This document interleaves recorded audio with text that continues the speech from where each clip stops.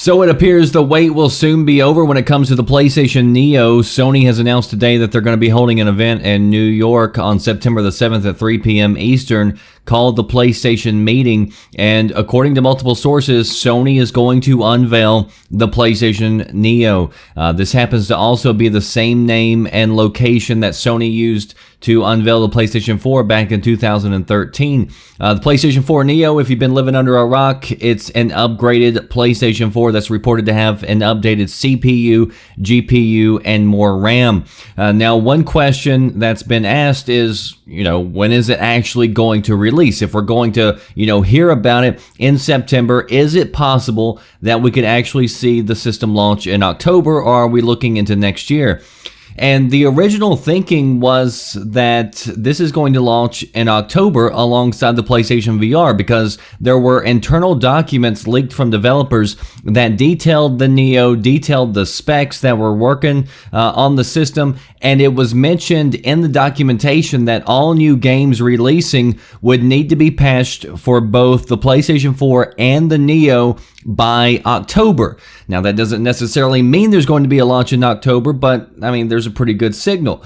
Now, some are thinking because Sony is revealing it so late that it would be impossible for them to release it in October right after the announcement. And it's very well possible that this could be true, but it wasn't that long ago. You can go back and read an Andrew House interview that he was given, and he said that they were big fans of the way Apple did launches.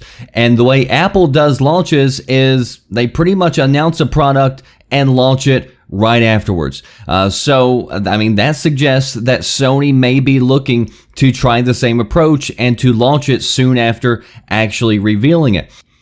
Now, we already know the dev kits are out in the wild to some developers. That's, how we got the reports. That's how we got the leaked documentation. But one report says that the final dev kits are going to go out in September around the same time of the reveal. So maybe these final dev kits are for third-party devs, or maybe Sony has actually reacted to what Microsoft has talked about with their Scorpio announcement, and they could possibly be changing some things up. And you could really make arguments for both sides. So on one hand, you could say, it makes sense that Sony wouldn't want to release a console that's so far behind the Scorpio once it releases next year. And that isn't a big jump up from the PlayStation 4, because one of the concerns that a lot of people have had who have looked over the specs is they say, comparing the PlayStation 4 to the PlayStation 4 Neo, at least what's been leaked so far, it's really not that big of a jump. And so they were hoping for more power whenever Sony releases a new product. So it's very possible, since Sony knows exactly what Microsoft is going to be coming out with, that they could have reacted, they could have went to the drawing board and came up with something new. But it's also possible that it's too late to make any of these changes, because research and development is pretty high for these new consoles. And a lot of times these companies don't react like a knee-jerk reaction type thing to another company's move.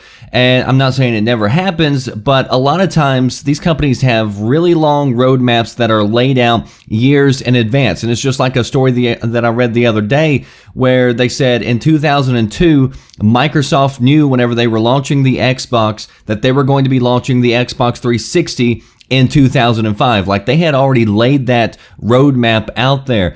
So if Sony had dev kits out there months ago for the Neo, they've already put the specs out there. They know what's possible. They've been given, developers instructions for how to get their games patched for October.